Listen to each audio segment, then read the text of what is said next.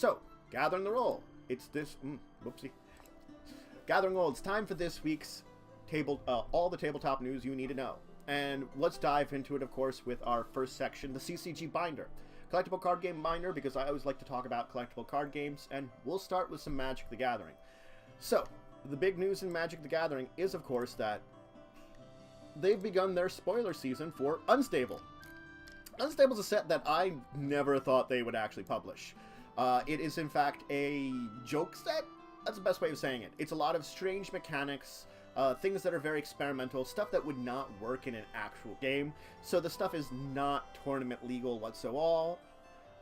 They haven't done one of these sets for nearly a decade, I think. Actually, it might be more than a decade since the last time they did one of these types of sets. But now they have Unstable coming out with a lot of strange mechanics, things that they mentioned, stuff like looking to the flavor texts of things, squirrels, other crazy things, contraptions, alterations of the rules, which would not work in a normal game. So, yep, you can definitely check out Unstable now. If you like a good joke game and you're not big on actual... It's not going to be tournament legal, but it'll be fun to try. It's going to be coming out, well, soon, and the spoiler season has begun. Let's move on, though. Grand Prix. There is a Grand Prix going on this weekend. It's going to be in Portland, Oregon. So if you're in the Portland area and you want to join in, you can, of course, register now. It's a standard format tournament. I do know there's a couple of folks in the Portland area that are friends of the channel, friends of the Empire, that will be there. So if you wish to, it's $60 registration. They haven't maxed out on their registration yet. You can, of course, do it online. On-site is subject to availability, but if you can't make it and you do want to watch, you can always watch on Twitch. Also out is, of course, the Regional Pro Tour qualifiers for Ixalan Round 2. So it's the second week of Regional Pro Tour qualifiers. Now, you do have to be an invited player to participate in this, but there are some interesting rewards, interesting cards you may get. And this is, of course, the Regional Pro Tour qualifier for Rivals of Ixalan. And you could watch once again, on Twitch to see what's going on in the Regional Pro Tour qualifier as it's going on, as they're breaking it down to the number of players that they're going to be sending to the qualifiers. Let's move on from our CCG binder, though, to our RPG bookcase, because we got some role-playing games to talk about. So first off, it's from Pathfinder, Ultimate Wilderness. So this is all about moving into those untamed wild lands of the world, facing the dangers there as your heroes, you know, climbing a mountain, pathing through a jungle, finding a lost city in a desert, covered in sand. It's got a new 20-level base class called the Shifter, which is all about changing parts of their body animalistically, kind of shifting themselves into claws in their hands and things like that. And this could be good for both heroes, villains alike, and a lot of other class abilities that are based upon animalistic attributes. Examples, they could have druid sets, rituals. They have archetypes for alchemists, barbarians, bards, druids, hunters, investigators, kineticists, paladins, rangers, rogues, slayers, witches, a lot more. So lots of archetypes for a lot of new, for a lot of classes, feats, magic items, spells, of course, dozens of them, based around channeling, protecting, and being one with natural environments. New ways to use your animal companions, familiars, and mounts, of course, as they are animalistic type creatures. Ways of exploring a lot of areas of natural hazards and dealing with natural hazards that you might want to do over the course of your Pathfinder games. So this is another big book in Pathfinder, and it does again have a lot of great information about your Pathfinder Wilderness games. Also out is People of the Wastes. So, this is of course talking about some areas in Golarion. It's basically Masters of Wasteland domains. Areas that are filled with, like, sand. It mentions a couple of places in Golarion itself. It offers advice, class options, and gears to help you survive in very wasteland-type abilities. Areas where there's no trees, no plants, very little food, water, animals. It gives information for being born in a wasteland, a few archetypes, feats, items, and some things with primal magic, including primal shamans, that deal with some of the magic in that area. It also includes some new firearms for gun-toting archetypes, which might hail from this area, for like gun smugglers and things like that. And some new wishes, hexes, and vigilante talents. So that you, living in these kind of wastelands, you're a little better set for it. So lots of interesting class options in this small paperback book that they have for you, a player's companion book. That is out now if you want to check it out. Alright, and then also out from Paizo and in the Pathfinder series, we have Sunken City Flip Map. So this is, again, once a flip map. It's a portable map about 24 inches by 30 inches that unfolds from a 8 by 10 inch folded map up. It's got two sides. It's all about having this sunken, wrecked city. There's fragments of wrecked ships, along with crumbling ruins, deep underwater of a flooded town, coral-choked towers, basically long-lost ruins that sunk below the ocean long ago. And because of the nature of it, both wet and dry erase markers work with this, that you can mark things and then erase them. As with most of these flip maps they provided. Is, of course, is available now if you have an idea for a bunch of sunken adventures where they're going to be at the bottom of the sea and checking various things out and dealing with various threats and adventures that are there. Let's move on, though, to our other RPG news, not in Pathfinder. Alright, we have a Pathfinder book. As I talk with pretty much everything, I have to include this. It's one of those things. So, yes, this is for Ponyfinder, which of course is an RPG based more around better for younger children.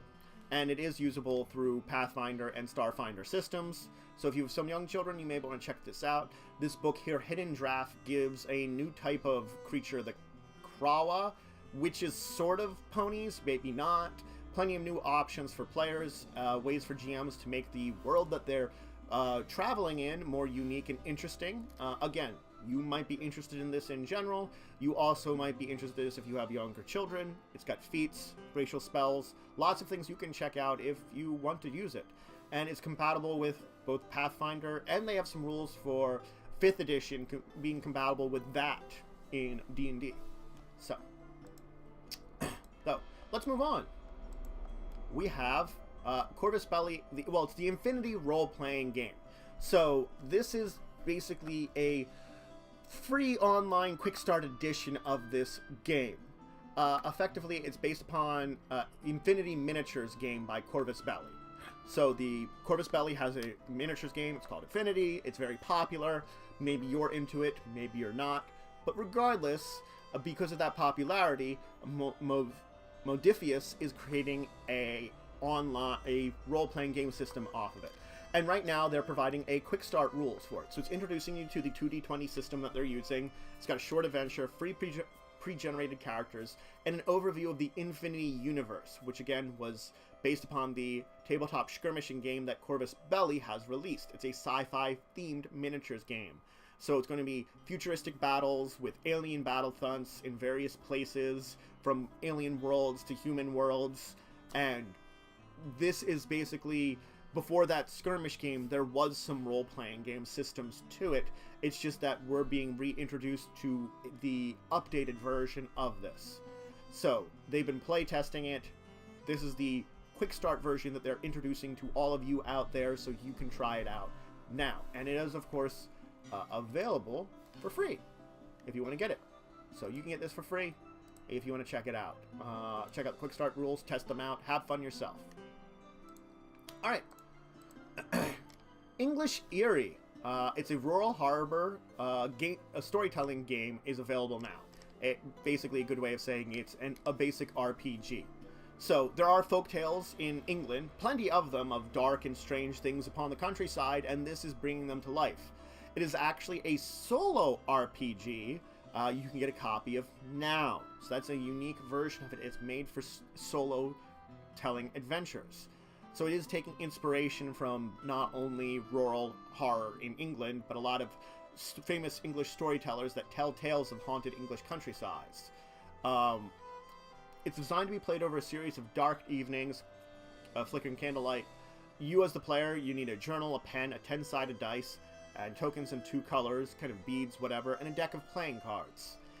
So you do need a little bit of stuff here to go along with the books. The card deck will be the engine which drives your story, and you'll be using your journal to record what's going on. and it'll basically try to include some tension, rising things. You're using a little bit of random chance, the book in front of you, and what's going on to gain the spine-chingling feeling in that kind of dark, candlelit area that you'll be playing in. And of course, there's 5 spine-chilling scenarios that they've set up to come along with this book there. And if you do want to play it in a group, they offer campfire rules for playing with friends of English Eerie. So though it is originally intended for one player, they do offer adaptation for a group of players to play English Eerie together. So you can play with your group of friends if you want to try it out together. Alright, why don't we move on to our card game desk, because we do have a little bit of card game news, with, of course, hey, it's the Munchkin Gift Pack. Now, so, this concludes 3 hard-to-find Munchkin games. Munchkin Light, Munchkin Grim Tidings, and Munchkin Spell Schooled, all together in one. It will also include 5 Munchkin cards that are new. So, it is a compilation of a bunch of Munchkin packs together that are ones that are both, some are more popular than others, but others, of course, it's the light version of the original Munchkin, the Grimm's Fairy Tales versions for Grim Tidings, and of course Spell Schooled for their kind of Harry Potter-esque one. And overall, you will be both saving $5 instead of getting all 3 of them, plus you'll also be getting 5 cards. And they are all each gift wrapped, so you can use them individually as gifts to someone, or that's just a little interesting thing that you can open up the big box and have 3 gift wrap packages in size, including gift tags, greeting cards, all that thing in a single box that you can check out now. So it is a holiday exclusive for it that you can check out now. Alright, Empires.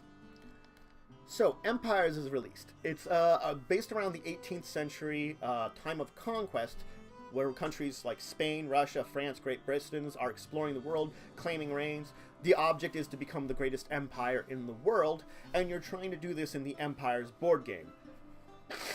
Get me? It's about building a powerful nation, expanding your territories, gaining supporters. It's a game of conquest. You're also going to test your skills at negotiation, because you're buying, trading, selling goods, people, gold, territory, power, all in a process of becoming the greatest country in the world.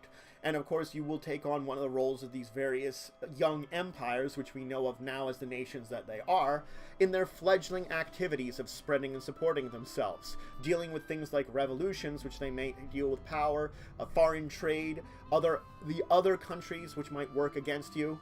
And though you might not be good at making a deal, perhaps raising an army, fighting other players to gain bounty might be your way to do it. War might be the way to do it, if for you to, of course, gain the strength you need to overcome your enemies and become the greatest empire in the world. Alright, Unlock has 3 new adventures. So, Unlock, of course, is a series of Unlock Room adventures. What's the best way of describing this? It's just like you would be going to a mystery room or one of the challenge rooms in real life, except for $15, you and your friends can try it at home. So there are 3 new adventures that are based upon basically escape rooms that you can try out now. And of course they have a series of these coming out, and this just adds to their overall series. So the 3 brand new adventures are the Gnawless Traps, House on the Hill, and Tonopol's Treasures. They utilize the same app-integrated escape room playable style as the original Unlock Escape Adventures, adding even more in storytelling that makes it more immerse, while trying to escape from a dreaded Nautilus is what you're doing in the Gnawless Traps, discovering the secrets of a haunted mansion on House on the Hill, or basically racing against other treasure hunters for loops and Tonopol's Treasure. They are brand new Unlock adventures for 1 to 6 players that keep you on the edge of your sense with immerse room gaming sessions that are playable anywhere. So these are definitely built for you to feel like you're going through an escape room with your friends having fun. And it's definitely recommended if it is overall cheaper than you and your friends going to an escape room. And so this is not a bad idea if you like escape rooms and you want a little thing that you can do at home. Unlock adventures are always good, and they do have a good series of them, with 3 more of them, as I just said, available for you to check out. Alright, let's move on, though. We do have some more news. Oh, whoops. Clicking off of stuff on my end.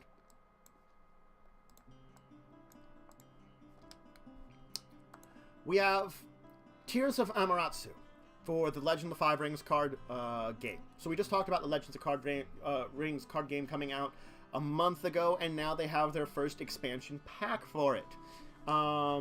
It's dealing with the heavens a little bit.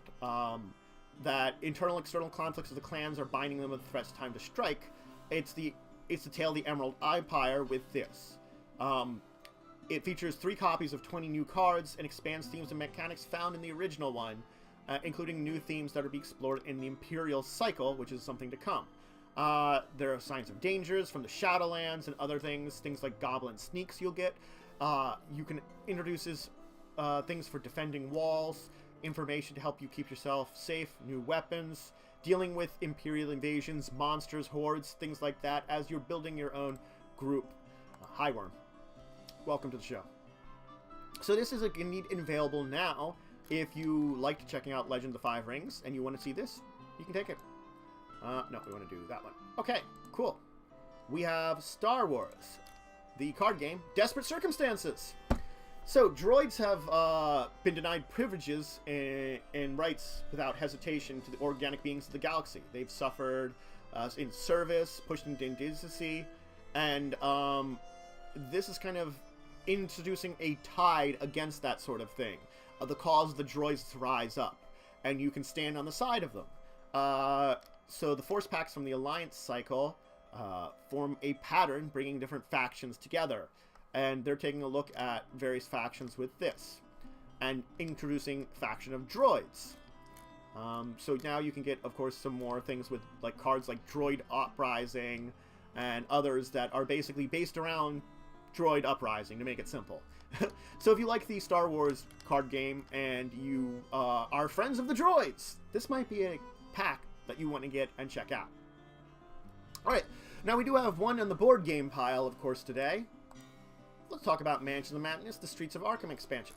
So Mansion of Madness is a cooperative game where you can either play with one player taking on the role of the mansion, the controller itself, or there is an app available that you can use to take on the role, that the app will take on the role of the board game / mansion, facing against your players. So you don't have to go full one versus everyone. And this is a new expansion, Streets of Arkham.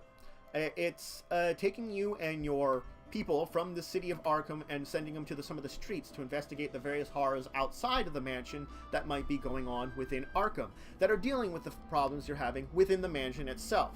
So it's enlarging your teams, the areas you can explore, new strategic elements and gameplay, like you have elixirs, 3 brand new scenarios introduced here.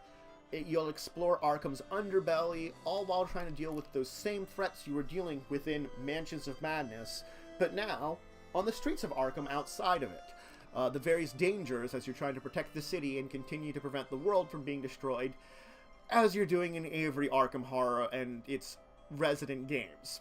So you're continuing that. Alright, so we don't have anything in the party game closet, but today we do have some for the Kickstart display. So why don't we talk about those and move into that section. So first off, that way. So we have Sine Requiem Snake Eyes. So there seems to be a lot of games where the dead is riven from their graves to take over the earth, living fighting back against them in a rough world. And in this one, the Catholic Church has set up a major bulwark event to get in, but her heretical faction is rising up. So that's the kind of story behind Sine Requiem, a horror RPG that's on Kickstarter now. And it sets up that in 1944, the Dread began. 1954, it's in rubble, few survivals to resist the hungry dead. And it's taking on anachronistic versions of Italy, where the Catholic Church is basically led by a Papa Leone the 14th, whereas Inquisitors control the city and eradicate that which threatens it. but now you have a new cult, the Snake Eyes, which is also going in here. So it's based upon an award-winning Italian pen and paper RPG, Sine Requiem, and this is taking it to a new level and bringing it to English too. It revolves around the investigations of an inquisitor who's hunting for the heretical cult in the post-apocalyptic world in Tuscany, where the dead feed upon the living. That's a basic setup of everything there. So now, they are about at the quarter of the way funded with 16 days to go, so you can definitely check it out. They will be publishing it in at least English and Italian. They do have a demo you can download on their Kickstarter if you're interested in checking out with the multiple orders. Let's see if I can get some information on the dice system and that. I can not. Whew. So it's a story that's supposed to be full of plot twists that you're going to be exploring. And it's, game system based on tarot cards. That's what it is. That's what it's, game system based on tarot cards. Which is, we've seen game systems based upon playing cards, tarot cards, similar to like. And it is a survival game at its heart. Where you're dealing with what's going on in the society as it's evolved, plus the dead around you. So there's a lot of threats for you to deal with in this interesting game. And they don't rest. The dead don't rest, at least. So, and to take on an interesting alternate 1950s game that you can check out, of course, now. Alright, let's move on. We have a couple more in our Kickstarter this week. We have Portals and Profits. Alright. So many people would love to actually travel to the past, see what it's like. You know, we always have those written accounts, but nothing's quite this. This is a game, Portals and Profits, where time-traveling technology is perfected, and you're on a tour to around the areas of biblical times to experience firsthand what's going on there. And you're a tour guide, so your pressure is to be the best tour guide that's out there and come up at the top of this historical dust. So you're using your time machine, going to the right time, place, time, and history. It takes about 2 minutes to set up, 45 minutes to play. It's simple enough for both gamers and children. It's supposed to be a pretty simple game. They are about halfway funded with 23 days to go. It's for 2 to 5 players, and it is supposed to be fun for the whole family. So you can check it out now. We're coming back from the year 2020 to the past to check these things out in a time period of basically when we're going from BC to, or BCE to AD, or is it ACE now, of time period. So you'll be doing a lot of that time travel and meeting interesting various things. So definitely something to check out if you're a fan of time travel, and if you're a fan of the time period where a lot of this stuff comes from, where a lot of basically religious information comes on, that kind of time period. So let's move on, though. Let's talk about War Room. That's it. It's War Room. So this is a game that it mentions a lot of games to you, like Axis and Allies. That's what comes to mind when you first talk about this one, Axis and Allies, which you could have epic great times with your friend. It's like Risk to the extreme, if you guys have only played Risk out there. And Larry Harris was the original creator of the game, and he's working with the company that he's here with to come together with this one, War Games. Working on it for 4 years. It's being released now. Now, important note, it is funded. It's almost reached double its funding with 24 days to go. It is a 2 to 6 player game, and it's a global World War II board game, is best how it's described. It is for 12 up. They say at least an hour per player. So if you got 2 players, 2 hours. You got the 6 players, 6 hours. It is going to be a long game. You play as one of 7 nations in teams. Allied forces or Axis. The nations they have are USSR, British, US, China, then it's Japan, Germany, and England. There's 4 scenarios, which you can do global, Europe, Pacific, or Eastern Front. They have a unique battle system with 12-sided dice and combat stances. You all kind of simultaneously write secret orders for movement and production. There's command stacks. There's resources in oil, iron, OSR. Yes. There's a morale system that deals with casualties, trade with neutral nations. You can do things like strategic bombing on supply raids, supply convoys. Whew. There's 112 territory cards, a giant round world map with a polar perspective. Lots of stuff. It's basically the spring of 1942, and you're commanding your nation as you're going together with your allies to resolve the secret orders and movements and battle against the other group, basically Axis versus allies, in order to gain control of the world and have victory in the end of this battle. You want to keep control of your territories while moving out to crush your opponents, both maybe physically and morally, and strive onwards to capture the enemy capital and secure victory eventually. Yes, there's a downloadable PDF of the rules if you want to check it out now. Lots of custom things here. It makes it a very interesting game that you can check out. Of course, the core game itself, including all the stretch goals, is $150, but it is the kind of game where you're getting a lot of bang for your buck. So you will be definitely getting a huge pile of stuff if you want to check this out now. Also up on Kickstarter is Mars Open. It's a tabletop golf game. So if you like golf, if you like things like mini golf and stuff, this might be the thing you want to check out. It's got an outer space feel with being Mars. It's a dexterity-based flicking golf game up on Kickstarter. So if you've played any flicking game or dexterity-based board games, because there are quite a few of them, this is another one for you to check out. You flick your ball card over obstacles towards a crater hole in the box. Land your ball in the box at the fewest possible strokes. You assemble obstacles for the next holes, tee off again. The winner is the player with the lowest score after 9 holes. So it's this kind of mini golf, disc golf, golf in general, or dexterity games. If you're a fan of any of these things, you can definitely check it out now. It is funded. It's twice the amount of funding they were looking for, at very least. They're working on those stretch goals. This is for 1 to 4 players. They have 20 days left to go. Let's see here. It's basically that they're giving you information on the various holes you can assemble. You could assemble some of your own using the things that they provide. They have like plateau stances, standees, the little golf balls that they have, various things to store cards, all this stuff for you to put together and build out your little game that you can play together with a little bit of dexterity. Simple, quick, pretty much anybody can do it. Fun. They do have a couple of things that they have already put together for their stretch goals. There's a Sand Trap expansion, which is the next one they're looking for, which they're only about a little less than 2,000 away from funding. Then 15,000 will be 9 more holes for a total of 36 that they're going to describe. Some more obstacles, more holes eventually. So, you know, they're throwing out all those interesting expansions and stretch goals as they're going now. So, yeah, you can definitely check it out, and you can get a copy of the game and fund and support them for $24. So that'll get you the copy of the game and all their stretch goals. So you can check it out now if you're interested. If you like a good dexterity-based game, this might be something you want to check out. Finally, today is Enigma Box.